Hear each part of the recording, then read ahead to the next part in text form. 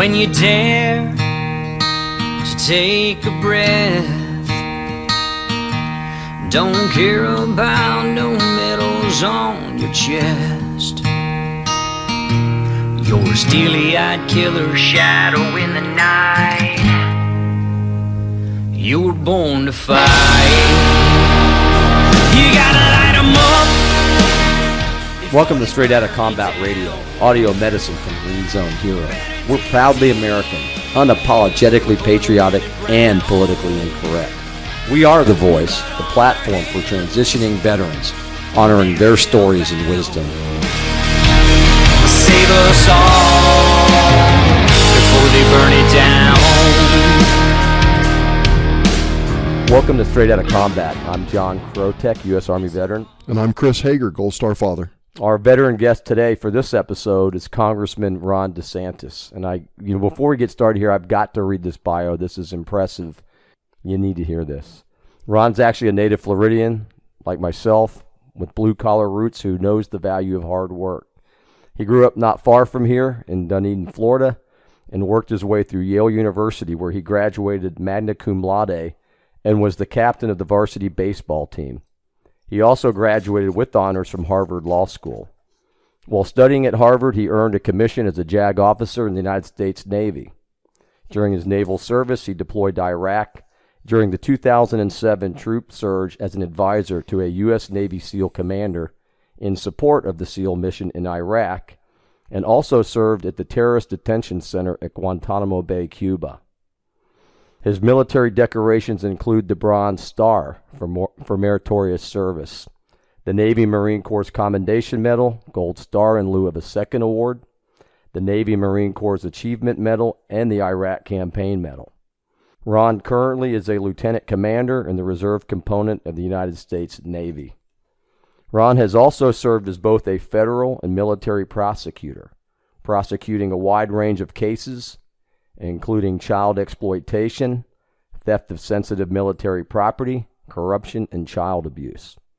Since joining the United States Congress in 2013, the congressman has been a leader on issues ranging from government accountability, fiscal responsibility, national security, and the United States Constitution. He has helped spearhead efforts to investigate the misdeeds of the IRS, reform the VA, enact term limits, balance the budget, and make members of Congress live under the same rules as everybody else.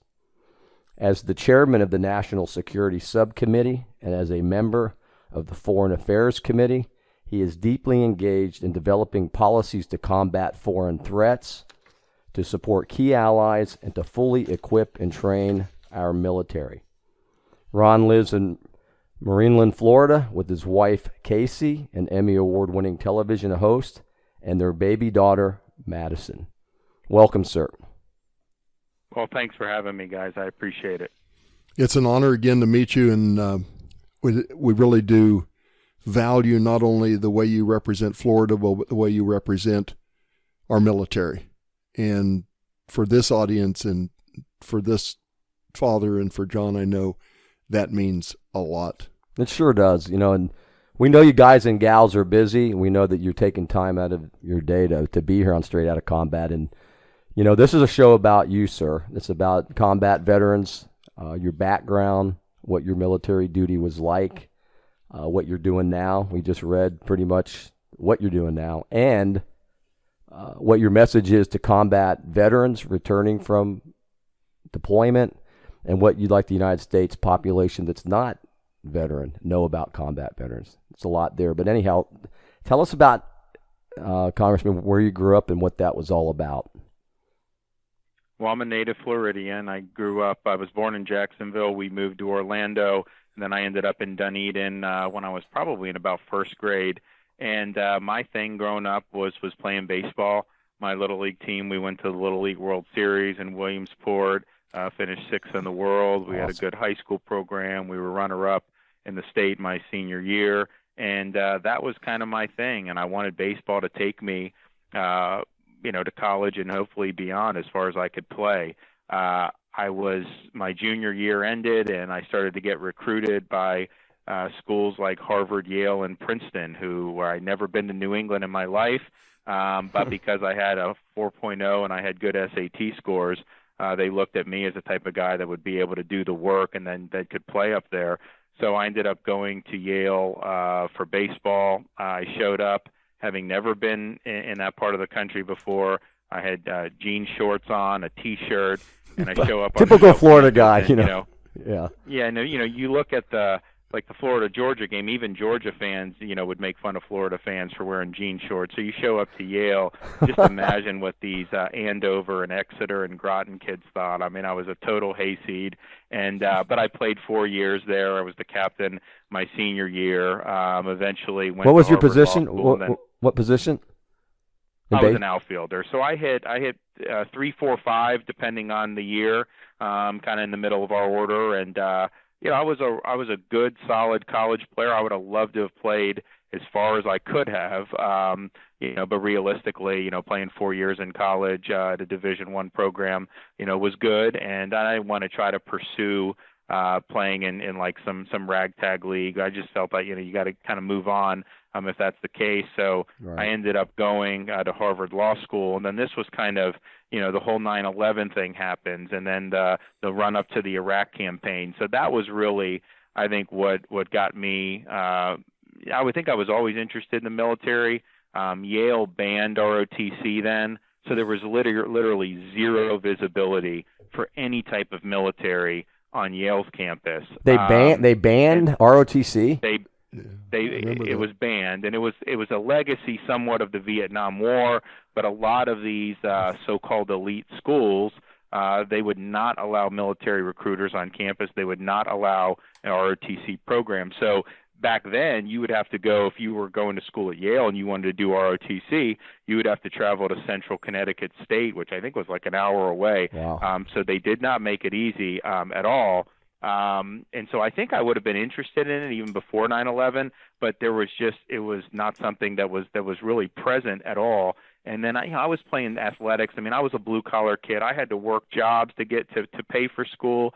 I'm studying my butt off because I thought doing well there, and I ended up graduating magna cum laude. That wasn't easy. I mean, I had to really put in a lot of time. And then, of course, you're playing baseball, effectively the whole year because there is a fall season, and then even when the fall season ends, you're lifting weights, you're doing all that, and then you get into the spring and you have your full season. So there's a lot going on. When I got to Harvard Law School, it was a much different time for our country, and my view is, yeah, we don't have a draft, but it's like, in World War II, everyone participated. I mean, now we're at war with, militant Islam, and I thought that I had to use whatever skills I could to benefit the country, and I wanted to raise my hand and do that. And so I ended up commissioning while I was in school there. And incidentally, Harvard did not allow ROTC or any of the military recruiters either. So I had to go to Newport, Rhode Island, and do all the stuff to kind of qualify for this. But did you get some flack from staff and students at Harvard when they found out? It was, it wasn't flack because I think it was still close enough to 9/11 where people were not necessarily, I mean, even though the administration at Harvard banned the military, like the students, even though a lot of them had no clue about anything about the military, they were not yet at a point where they would have necessarily said anything bad. But I definitely remember people would ask me what I was doing, and I was like, yeah, I'm going to Newport, Rhode Island, for the Navy, and they just looked at me like, why? And just like, you could make hundreds of thousands of dollars and you're joining the military. It was like people were just so perplexed. In a place like Harvard, like at the law school there's 550 kids in each class. My second and third years, the employers come to campus, and there are something like 2,500 different employers Wow. who come to campus for 550 students Incredible. in each class. And so it's just kind of an embarrassment of riches. And a lot of these kids have a lot of opportunity, not just and not even really just limited to law. I mean, like the hedge funds would come and recruit. I mean, you really could do very well financially, if you wanted to do that. And I was in a situation where since I didn't do it through ROTC, I did a direct commission. I wasn't getting any money for doing it. I was kind of doing it. So, that was one thing I was just trying to figure out is, okay, I'm going to be an ensign soon. I look at that pay table, and I'm just like, it's not that I needed, like I was like in it for the money, but I was like, okay, I got student loans I got to pay. I got to make sure I'm okay with this. And I figured, I could do it. And so we ended up doing that. And and so then I ended up being an active duty officer. Good for you. We're listening to Straight Outta Combat Radio today, and our guest today is Congressman Ron DeSantis. That's incredible. And listening to your story, sir, you're obviously driven. It wasn't easy playing baseball, at a 1A school, and not easy, going into law. My brother's an attorney. I was his roommate when he was in law school down here in Stetson, so I get it. But what drives you? You're obviously driven, and you did things against the grain. What drives you? Well, I think it's, I always believed as a kid that in the United States, it didn't necessarily matter where you came from. It didn't necessarily matter, what side of town you were on. But if you worked hard, that you could really get ahead and realize your dreams. And so I thought, man, aren't we lucky to live in this country? And I just felt that when I woke up in the morning and looked in the mirror, I wanted to be able to look at myself and say, you know what, you're getting the most out of your God-given talent. You're making a difference. For our country. And that was just something that mattered to me. And so I just think I would have felt really like I was leaving something on the table if I had not taken the opportunity to serve, even though it necessarily wasn't a good financial decision. It was just something that I think I look back throughout American history, and people would always stand up to defend the country in whatever capacity they could. We kind of were losing that, as we got into my generation. And that's one of the things I think that really stuck with me from, my experience, particularly deploying, was just how few Americans were in even that pipeline to be deploying, how few communities were necessarily even affected by the Afghanistan campaigns, the Iraq campaigns, whereas if you look at World War II, I mean, the whole society, every single town, everyone knew people, veterans. When we were doing the Iraq stuff, there were most people, it was like just the world was just kind of going on. And yeah, we had people out there who were fighting and dying, but it was not something that really was on the front burner for most Americans in our society. And that was something that always bothered me. I've told the story in April after my son had been killed in February. I'm driving down Sarasota, and there's a protest going on. The people are bushlight, people died, blah, blah, blah. And I looked at my wife and I said, do you think I can ask him a question? And she says, well, don't hit anybody. And I said, okay. So I got out, and there were 25 or 30 fairly old adults, chanting and doing all that stuff by the Social Security building. And I said, excuse me, is there anyone here who knows someone who served? And the only thing they could do was call me names. They didn't even know anybody had been in service, but they're protesting. We do have a disconnect.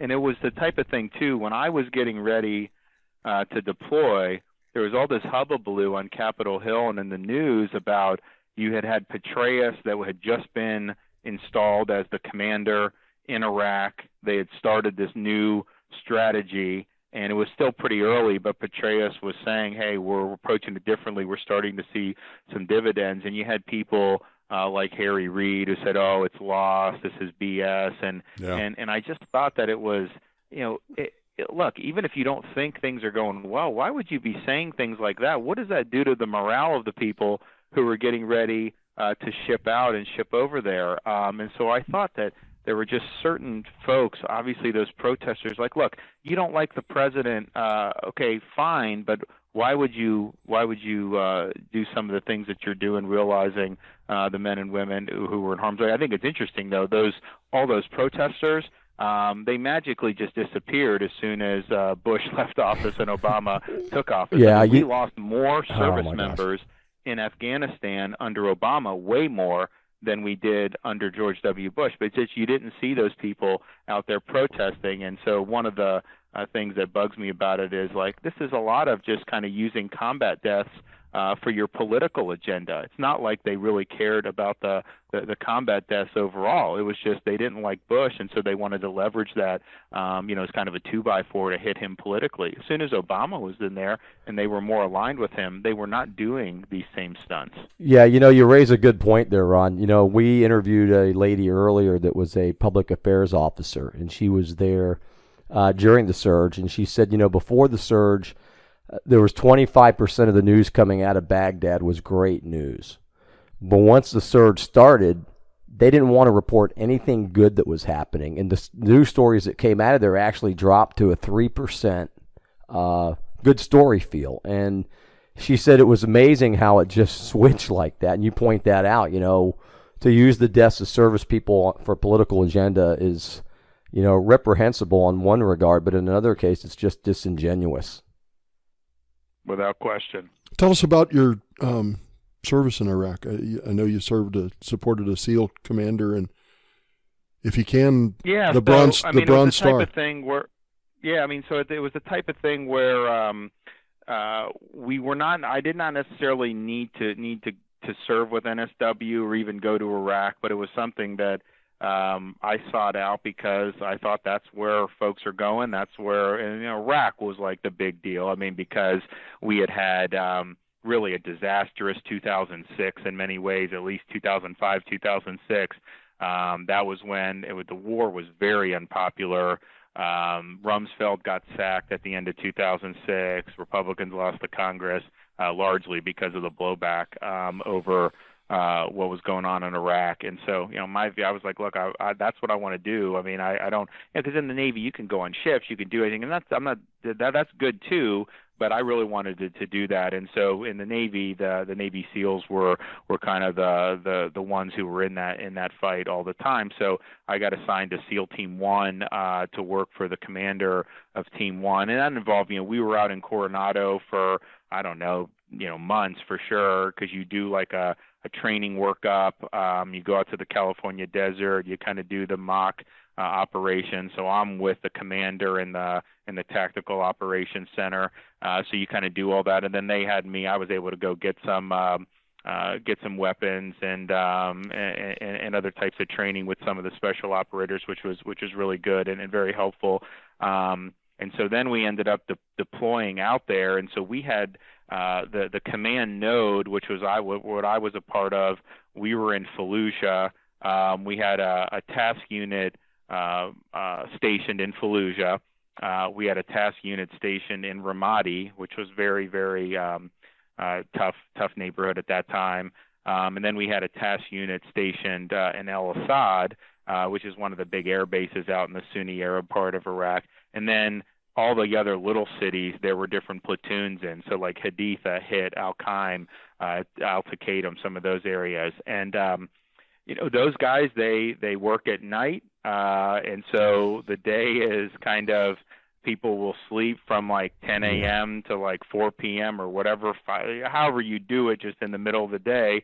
And then once you start to get into the late afternoon, that's when everyone's getting ready. And we would be running multiple operations a night a lot of times, and it's basically all night. I had to help the commander kind of synthesize the intelligence they were getting with the different ROEs that were present in the area, and those things can be restrictive. And so my basic role was, okay, tell me what you want to accomplish, and we'll make it work. And that was kind of what so they liked me a lot because of that, because I wasn't trying to stymie their mission. I was trying to facilitate it.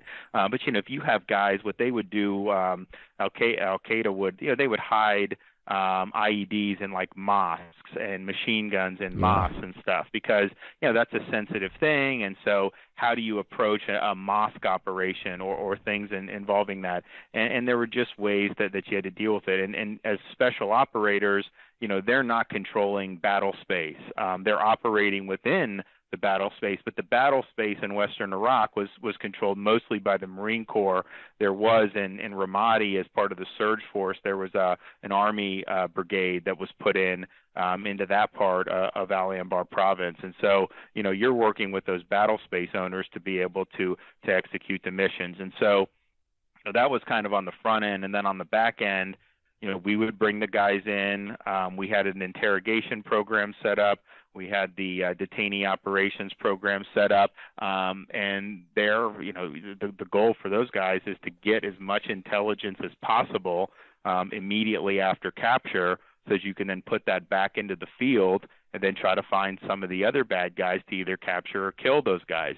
And but then what happens after that is, once that's kind of exhausted, we had this whole Byzantine detainee operation system that was set out throughout Iraq, where these detainees would end up going through. And the problem with that is it ends up being very bureaucratic. You get detainees who may go from, maybe they're captured in Ramadi, maybe they get sent after a week to a regional facility, maybe run by the Marines in Fallujah, and then maybe 3 weeks later they get sent to Camp Cropper in Baghdad.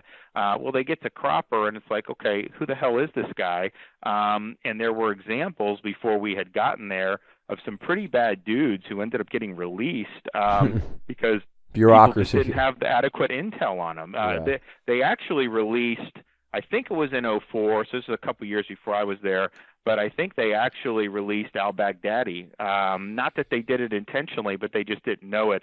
So I thought it was just absolutely critical that any of these detainees that our guys risk their lives for, when they're going through and they end up in any of these places, I wanted to be sure that whoever was in charge of that individual's custody and control, that they had the intelligence on this individual, they had whatever information they needed to know that that person was a threat to the security of Iraq and to U.S. forces. And I didn't want to see any of these people released who should not have been released. We were also at that time trying, because this was a counterinsurgency mission. So there was the special operators are obviously going out trying to capture and kill bad guys, but you also have folks in theater who are trying to work with the Iraqi government to actually establish a functioning government and establish some type of rule of law. So in some of these detainees, if there was an adequate basis for it, we actually routed some of them through the Iraqi court system. And the Iraqi court system is not like the American system. I mean, it's like, they can do this pretty quickly sometime. I mean, so they would run these guys through, and some of these guys would get death sentences just on the spot. I mean, it was really, really different from our thing. But the challenge with that is anyone you bring into their system, an infidel's testimony is not something that they'll really accept. So you really had to have some of the Iraqi partners helping facilitate those cases, because I couldn't just have me or one of the operators go in there and give testimony that would be really accepted. It's really a discriminatory system, but nevertheless, that's what we were working for. So there were all those things kind of on the back end that you do. And I just remember, one being very tired at the end of it because you're kind of doing it nonstop. But the other thing I remember is just, I would travel around the country for different reasons, and I remember just being with like some of these Army guys or some of these Marines. The Army guys at the time, they were on a 15-month deployment. So I think they had gotten there like early November of 2006, and they were going to be there through sometime in January of 2008. So if you think about that, I mean, they're likely missing 2 different Thanksgivings, 2 Christmases, birthdays, all this other stuff. Right. And the thing is some of these guys are on like their 2nd, 3rd, or 4th deployment. I mean, this is 2007, and since 2001, some of these guys had spent more time in Iraq and Afghanistan than they had in the United States. And that made an impression on me because, this was not a society-wide effort. This is really a small sliver of our society who was shouldering the brunt, an inordinate burden. That's one of the reasons I've gotten involved in like the PTS and trying to help the vets with that, because that's just not normal for human beings to be going into that environment, coming back, going back. And were you married? Were you married over there, sir? Were you married when you were serving? I was not married yet. So my wife and I, we were an item. We got engaged when I got back from deployment. But I tell you, I mean, it was, we weren't even married yet, but I think if you talk to her, she'll tell you that it was really, really tough to have someone that you care about over there. So just imagine when you have folks who are married, who have kids, and what that can do. It puts a lot of stress on the families. There's Well, no doubt about it. And my son, I Army remember Ranger. seeing, My son, ahead. Army Ranger, went to Corregidor, East Ramadi in November of '06, and 70 plus combat missions in 90 days. I mean, it was a hellhole. Yeah, there's no doubt about it. And the thing is it's just some of these guys. You'd have guys in their mid-20s who were already on their second and third marriages because there's just some spouses just aren't gonna deal with that type of commitment. That's just unfortunately the reality. So it was tough on these guys who were going over again and again. I mean, obviously you're in harm's way, you're risking your life. Some give their life, which is hard enough. But then you're thinking about it's not just me going home and everything's fine. I mean, a lot of times there were problems on the home front just because of the stress of the whole situation. Yeah, I can't even imagine. We've talked to many combat veterans, and you pointed out, obviously very compassionate and heartfelt about it. What was your transition like? Because you were over there in harm's way too. You don't get Bronze Stars for, kicking back at the lounge. What was it like when you got back home? It was a little surreal. I mean, we were fortunate that by the time we left, which was sometime in the spring of 2008. I mean, if you did a graph from September of '07 until when we left of the violence in Al Anbar province, I mean, it went plummeted. In fact, I remember by the time we left, we were actually taking rides in the birds during the daytime, which was totally verboten before then, because you're just a sitting duck if you're doing that in the day. But they felt I think the commanders felt that we had the situation under control a lot. So I think leaving it was a little bit surreal because we did actually feel like things had changed for the better, and it wasn't necessarily quite as intense as it was when you first get there, and there's just so much stuff that was going on. And so I remember getting back. We flew from Iraq to Spengalum, Germany. Then we went Spengalum, Germany to Coronado, California. And I just remember after being in Iraq in the desert for however long we were there, you get out on Coronado, and the air is just so fresh and crisp, and you just feel you're just like, oh man, thank God I'm back home. So I think for us it was probably a little bit easier of a transition than some of the folks who were there at the absolute worst time. I mean, we got there at a time when things started to turn around, and by the time we left, I think we had pretty much defeated AQI in Al Anbar province. Masterful job. There's some people that would say, well, the surge didn't work, but it obviously did.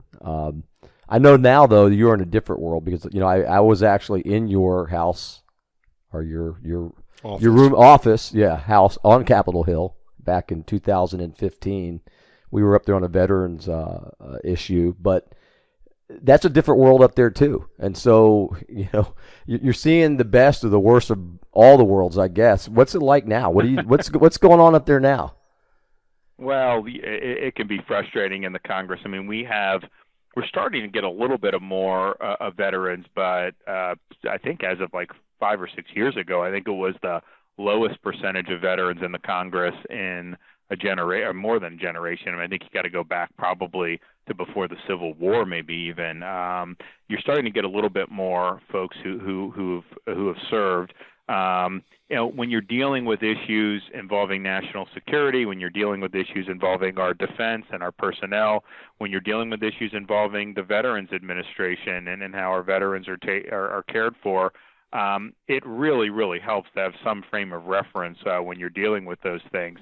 One of the things that I've been spearheading since I got to the Congress was this issue of post-traumatic stress. And my experience in Iraq, just seeing the repeated deployments, that really made an impression on me, that I was like, we've got to figure out, if we have 22 veterans committing suicide a day, what can we do to make an impact? And I ended up getting linked up with a group in my district called Canines for Warriors, where they would train these service dogs to be able to assist the veteran cope with the symptoms of PTS, and really had a remarkable record of getting those veterans suffering back into society and back into a productive lifestyle. And the thing is the VA, they just laughed when we talked to them about the service dogs. They did not recognize it. They would not do anything to assist veterans going that direction. So since I'm the chairman of the National Security Subcommittee, I have oversight over state, defense, VA, and all those agencies. I did a hearing. We had a VA bureaucrat there saying, this is unproven. We don't know. And then I had a Marine who had a great story about how he was in the dumps and got his life back on track after he got a service dog. I had the head of one of the organizations, Canines for Warriors, and then I had a group from like the Human Animal Bond Initiatives to saying, this is working. There's research, and it That's really awesome embarrassed work. the VA. Yeah. So, what they ended up doing is I did it to pump my bill, the PAWS Act, which we still want to do, but we got the VA to, when Shulkin came in, launch a program where if a veteran is symptomatic after going through the counseling and getting the drugs prescribed, which is basically the VA's formula, that they now have an option to get paired with a service dog. And they're evaluating the results, but I think the results are going to be positive. I know they're going to be positive because I know from vets that have dogs. I mean, it's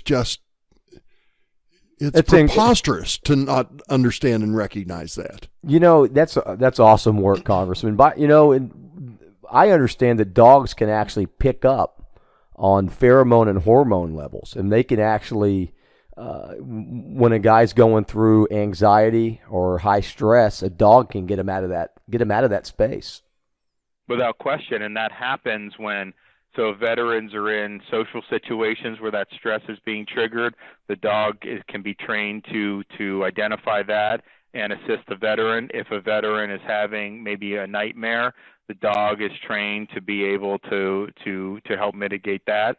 And I've had veterans come up to me and say, I really appreciate what you're doing because I was fortunate enough to get a service dog, but I can tell you, had I not gotten my service dog when I did, I probably would have ended up committing suicide because that's just how low some of the guys were at the time. So when you see that, you're like, okay, we've got to get going here. And the thing is it costs some money to train them and to do all that, but the amount of money that you're spending on these drugs is huge money. I mean, if that's not working, why wouldn't you want to divert some of those funds to this? And here's the deal: if you do the service dog and somehow it's not effective, well, it hasn't harmed anybody. I mean, someone's got a dog. I mean, big deal. We'll figure something else out for the veteran to try to help him out. But it has been very effective. I mean, I think that if you look at the preliminary research, you see a really noticeable decline in use of prescription drugs for veterans who do get the service dogs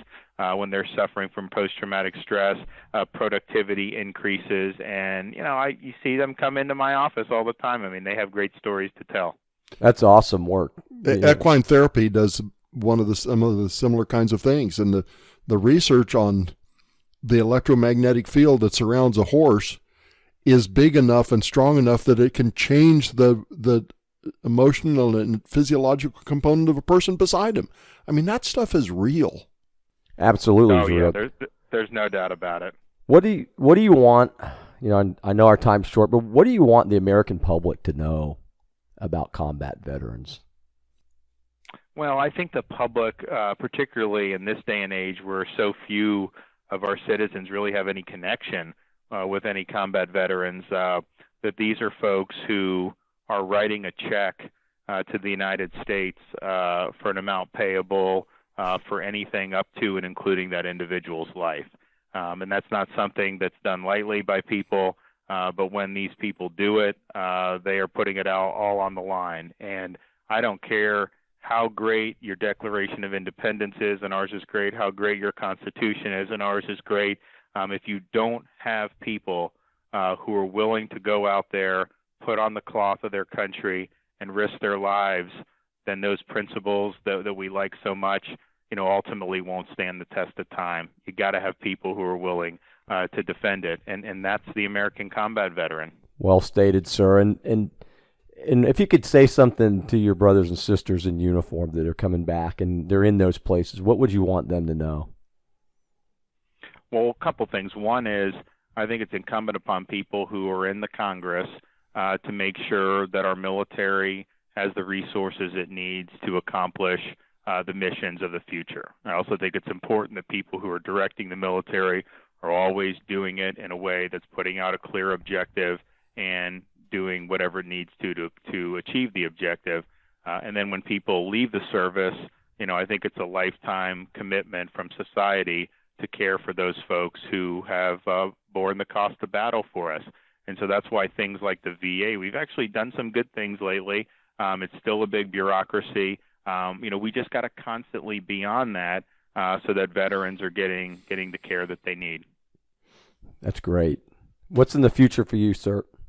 Well, probably about a week and a half ago, I announced that I'm going to be running for governor of Florida in 2018, and people can go to rondesantis.com and check that out.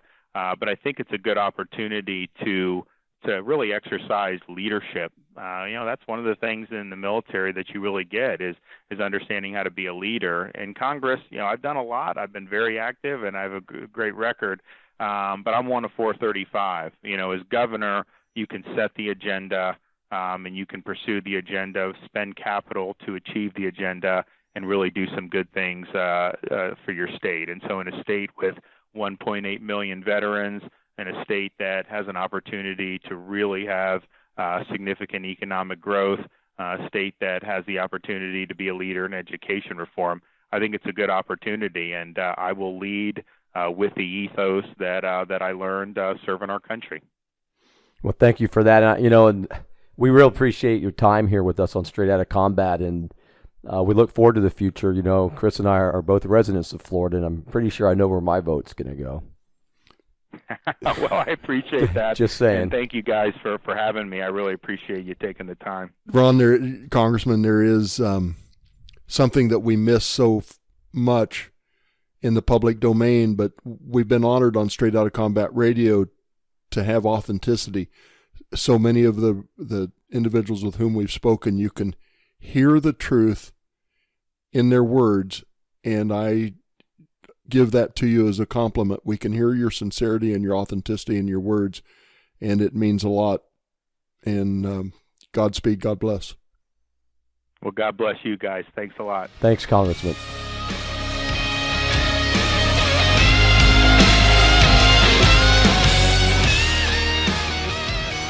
Chris, there's another dose of audio medicine from Green Zone Hero, Straight Outta Combat Radio. One thing that struck me, and you did mention it there at the end about his authenticity, and what came through in the congressman's voice to me and in his demeanor was his compassion. And when he talked about the numerous deployments of the younger soldiers, younger Marines, Navy personnel, you could just hear the compassion. And, like he said, nobody should have to go through multiple deployments. And then he even talked about the low percentage of people that are actually defending our rights. But did you notice he never used the word I? I mean, this was not about himself, and that's what it is service. I mean, he demonstrates not only the command leadership skills that the military teaches, but just the decency of recognizing the soldier with boots on the ground, the Army guy, the Marine that are there for those months. I mean, there's no ego there. It probably really isn't a surprise, but it has been an eye-opener, and you point that out, Chris, that every single person that we have interviewed on our podcast, Straight Outta Combat, has been selfless. I haven't heard any excuses. I haven't heard any finger pointing. No. It's always been about honor and duty and country. And no victimhood. No victimhood. And how important it is for us to remember that there's a price to pay for what we've got. Yeah. And he, as Ron said, they're writing checks that include the life. Absolutely. So I want to thank everybody for joining us on yet another episode of Straight Outta Combat Radio. We're proudly American here. We look at the flag here every day.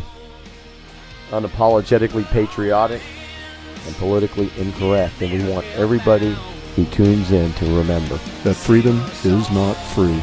God bless you, John. God bless, Chris. Thank you. Save us all